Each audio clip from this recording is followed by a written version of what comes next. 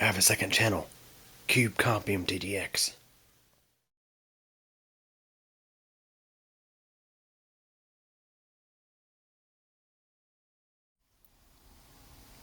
Hey everybody, so here we have this plug-in power supply. This is a power supply for a Kodak printer, and there's a spot on the supply cord that is damaged, and you can probably see all the frayed spots in it, where the wiring is exposed. So what we need to do is we need to make repairs. So what I'm going to be doing is I'm going to actually be cutting out this section of wire and splicing these connections together. So it's going to actually shorten the cord just a little bit, but it'll get rid of the spot that's of concern. Yeah, because we don't want this to short out. This is off my grandpa's printer, and you can see, like right there, it's really bad. I mean, the supply still works, and there's actually no short, but with these frayed wires, it's only a matter of time before the two wires make contact.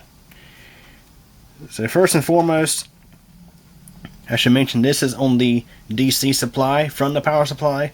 This is not the AC voltage going into the unit. So if this cord here is frayed, just replace it, because it just pops out like that and you can just replace it real easily.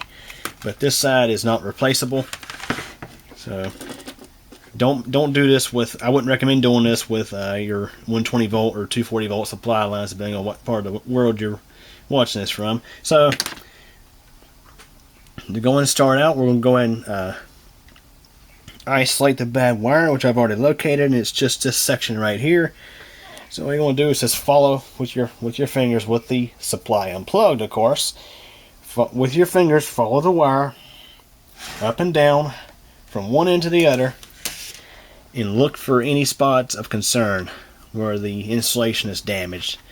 So it's, again, only this spot here. Just take a pair of scissors and go ahead and cut the wires. And you can see this wire is color coded to tell you which side's positive and which side's negative. So you see the little dashes on the one wire, and the other wire does not have the dashes. You just gotta make sure that the two go back to the same wires. And what we're going to do here is peel this back some.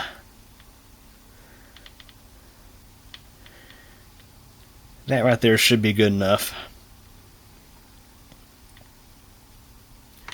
Do the same for this one here.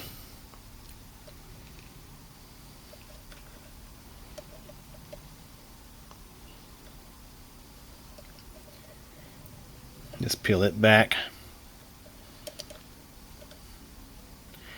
And we'll go and strip the wires and get them ready to splice them together. Okay, before I splice the wires, I'll go ahead and talk about this heat shrink tubing here. I like to use heat shrink tubing when splicing wires together. It's a lot better than electrical tape, because electrical tape over time tends to lose its bond with what it's taped to, and sometimes it'll just fall off. Not a big fan of electrical tape. I always prefer to use heat shrink tubing. You can get this about any store these days, like even Walmart has it, I think. Or Lowe's, or of course electronic supply store, Amazon, or what have you. So I have two different types here, and they're both about the same size. So one I'm going to use to cover the two wires, to the two individual wires, and the other I'm going to actually try to cover the two together. So I just went ahead and cut these in half. This one here, I'm going to probably leave it as is. So now we're going to strip our wires. So I have this particular wire stripper here. This one here, it makes stripping a lot easier than, let's say, a manual type one where you have to size up to the wire size and things like that. I got this off of Amazon a couple years ago. If you just look on Amazon, look up wire stripper, and you'll probably find one that looks a lot like this. Any kind of has this style, I recommend them. They're great for stripping even the smallest wires without breaking them. So let's go ahead and strip our wires.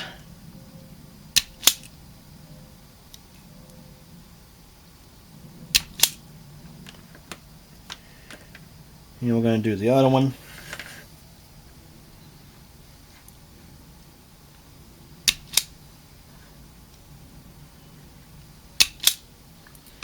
Okay, we're going to pull off our insulation. And we're going to twist these. Just like that. Do the same for the other one.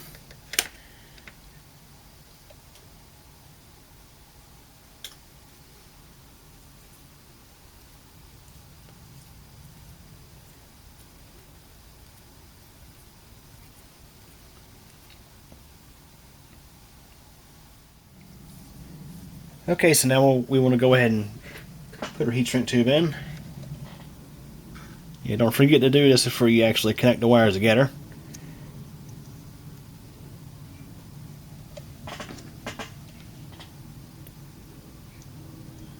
So I'm going to put the two smaller pieces on this side.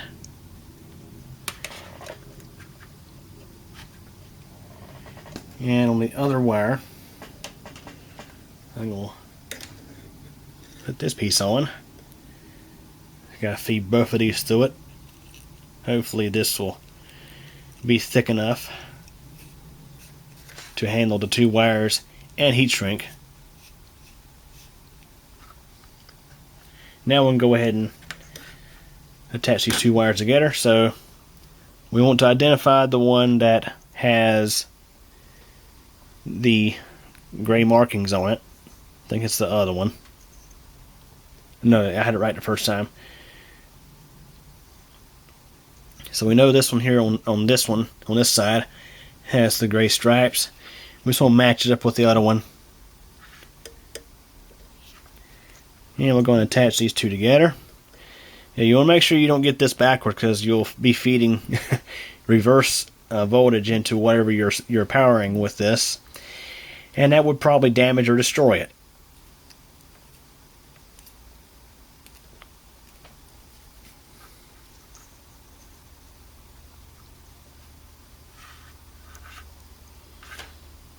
Go ahead and slide that heat shrink over.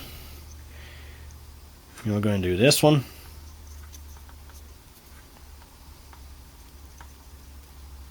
And I'm just twisting the wire on.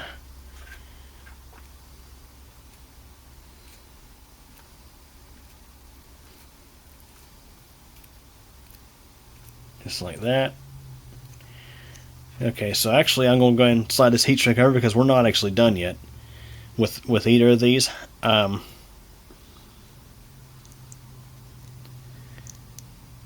Now, technically this here would be okay, I would think, but I like to go a little extra. What I like to do is I like to solder these two together. Well, not solder them together, but add some solder to these connections. That helps ensure their longevity, because sometimes these may not get the best connection, and on any supply that's drawing or that's supplying a good bit of current, these could get hot and that wouldn't be too good.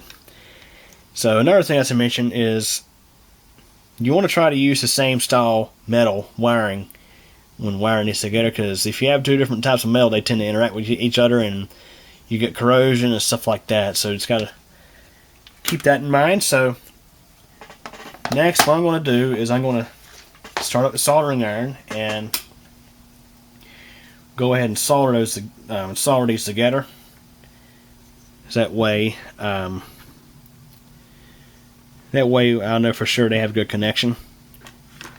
And once that's done, I'll go ahead and melt the heat shrink into place. Okay, so before I actually solder the wires together, or at least tin them. That's really what we're doing, is tinning the wires. I'm going to dip these into some solder paste flux. This helps the solder flow onto the wires and cut them good. Now the solder also has flux in it. Like at least if you have resin core solder, like I have. You don't want to use acid core solder on electronics or wiring. That's for plumbing, I think. Resin core is what you want to use for wiring electronics. Okay, so I've dipped both of these in the paste flux. I'm going to open these up just a little bit more, at least on that side, to give the heat shrink somewhere to go, because we don't want to inadvertently melt it or shrink it in the wrong spot. So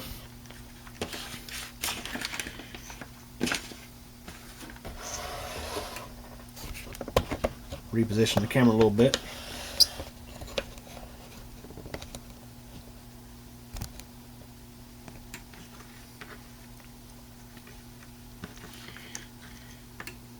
And of course, I want to make sure I wash my hands after doing this, especially if you're using lead-based solder.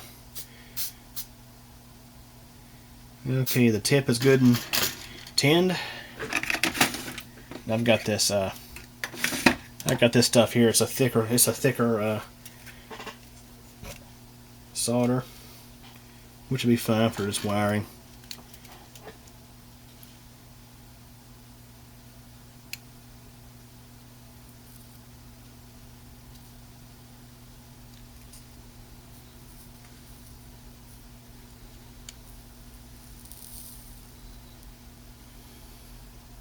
You don't need much.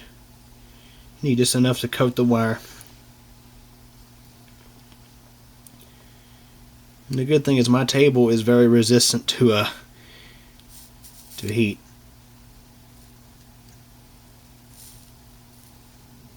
That's it. That's all we need right there. So not much.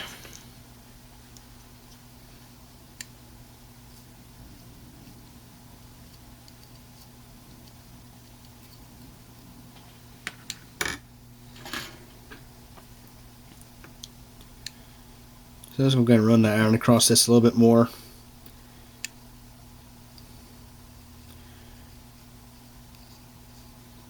Remove any excess solder, because we really don't need much on there at all.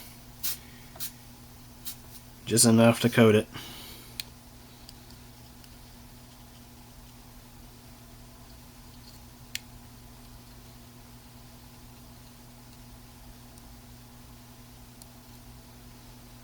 That should be good enough.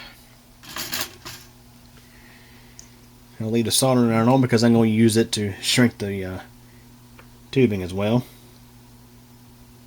Bend these down, slide these on. See, I can't be 100% certain if that other tube is going to fit over this, but if it doesn't, oh well. Kind of limited on the different sizes I have. So what I'm going to do now is just use the soldering iron to shrink the heat shrink into place. And just be brief with it, because you don't want to melt the heat shrink. The soldering irons do run quite hot.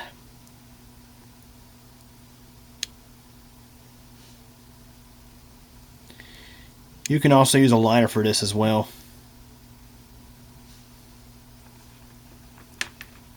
And of course, be careful not to burn yourself at the same time when doing this.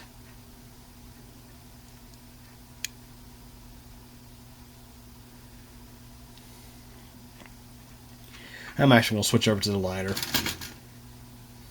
Okay, so I got the lighter this time, and just, of course, be careful with lighters.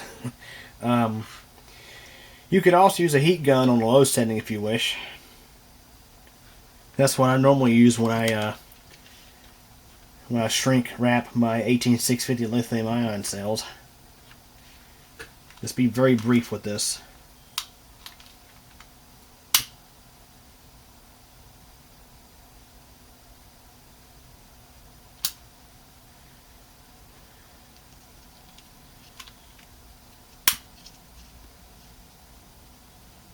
because you don't want to catch your wire on fire. Okay, not sure if I got that on video or not, but now let's see if I can actually fit this over that. I don't have all that much confidence in it, but we'll see. Yeah, I don't think that's going to happen.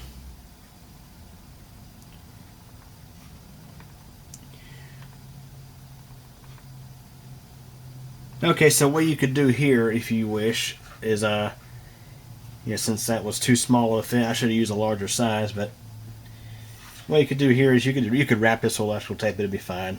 The key thing is you want to insulate, the conductors with something better than just electrical tape. These here will stay. We don't have to worry about that. So I can just wrap this with electrical tape and it'll be good as new. Just a little bit shorter of a wire, but now let's go ahead and pull this up to here. That'll help act as a stress relief a little bit.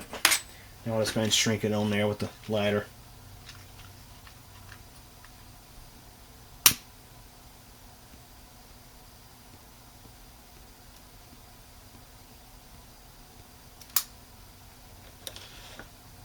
Okay. So it looks a little weird, but okay. Hey, it'll work. That's all that matters to me. So let's go ahead and take our electrical tape. And I have found that some electrical tapes are better than others for longevity and actually staying in place.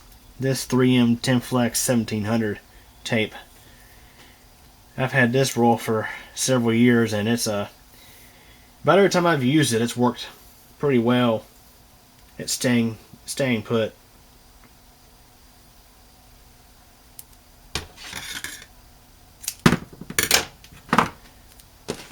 So let's go ahead and wrap it. And before I actually wrap it, I'm going to double check after myself.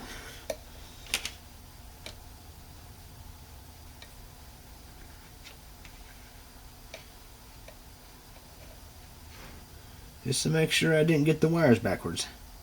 And I didn't, they're fine.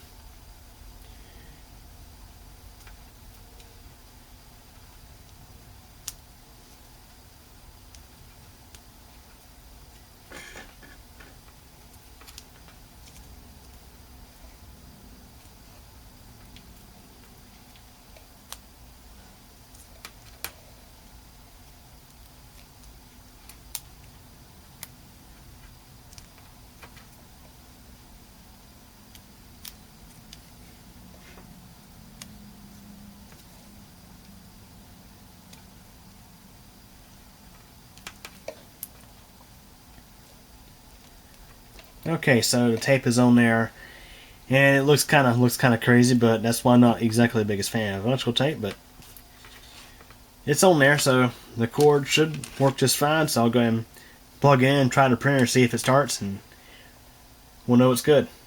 Okay, it's gonna plug it in and try it out. And there we are. So that's how you would repair a cord like this that has gotten some frayed spots in it. Now, if the cord is extremely bad, then of course, yeah, you probably want to replace the cord or the power supply. But in a case like this, where it's just a small isolated spot, you could just cut it out and splice the wire back together and be good as new. Anyways, hope you guys enjoyed this video. Thanks for watching. Well, everybody, that's it for this video, but don't forget there's a lot more interesting stuff on the channel to check out. Also, if this is your first time visiting this channel, feel free to subscribe to keep your channel, and also don't forget to tick the bell so that way you'll get notified of new video posts. If you like this video, please give it a thumbs up, but if you really didn't like it, there is the alternative option available as well. Also, feel free to check out my second channel, CubeComp MTDX. There you'll find videos about bicycling, weather, elevator tours, and all sorts of other neat, interesting stuff. I hope you guys enjoyed this video. Feel free to come back, and thank you for your support.